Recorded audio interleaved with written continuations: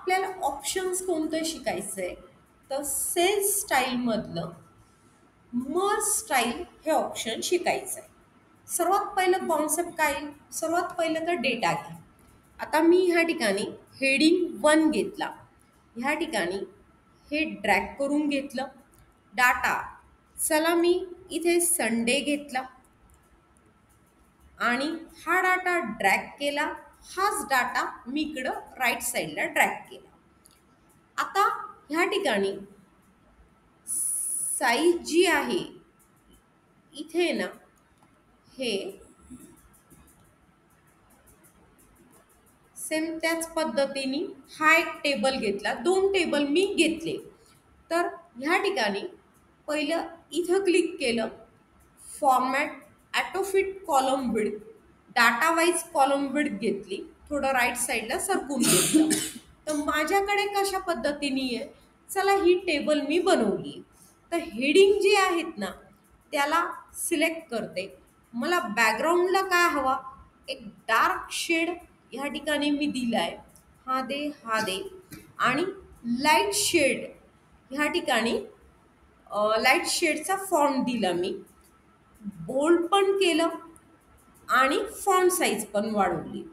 तर ही जी आहे हे कलर कॉम्बिनेशन मला इकडं द्यायचं आहे. तर मी बेटर वे एक काम करेल, सेल्स स्टाईलमध्ये जाईल. ही माझी नवीन स्टाईल आहे. तर ह्या ठिकाणी स्टाईल 1 ही कसली, हेडिंगची आहे. तर ह्याला हेडिंग स्टाईल 1 घेतलंय आणि ओके बटन क्लिक केलं. आता ह्याला क्लिक करायचं, सेल स्टाईलला जायचं. ही बनवलेली हेडिंग स्टाईल 1 मी इथं लावली. ठीक आहे. इथपर्यंत ह्यात आपण काय शिकलो, की नवीन स्टाईल कशी बनवायची. आता त्यानंतर इथं ऑलरेडी एक स्टाईल बनवलेली आहे. त्यानंतर मी नवीन वर्कबुक, नवीन एक्सेल घेतलं. ह्या ठिकाणी एक्सेलचं नवीन ॲप्लिकेशन ओपन करते. हां, ब्लँक वर्कबुकला क्लिक केलं. आता इथे पुन्हा डाटा घेतला. इथे डाटा घेतला मी, चला नेम आणि फीज हा डाटा मी घेतला. नेममध्ये आयुष घेतलं. हा डाटा मी ड्रॅग करून घेतला. त्यानंतर ह्या ठिकाणी फीजचा जो डाटा आहे, फीजच्या डाटामध्ये इक्वल टू रँडम बिटवीन घेतलं. ह्या ठिकाणी इथं रेंज दिली 3000, 34,000. ब्रॅकेट कंप्लीट केला, एंटर की प्रेस केला. हा डाटा इथं डबल क्लिक केला, ह्याला कंट्रोल C केलं. इथे right click paste as a value केलं, म्हणजे हा डाटा चेंज नाही होणार. आता मला करायचं काय, इथं पण मला कॉलमला इथे हेडिंग द्यायचे, कलर कॉम्बिनेशन द्यायचे ह्याला हेडिंगला. तर मी काय करेल, इथं क्लिक करेल.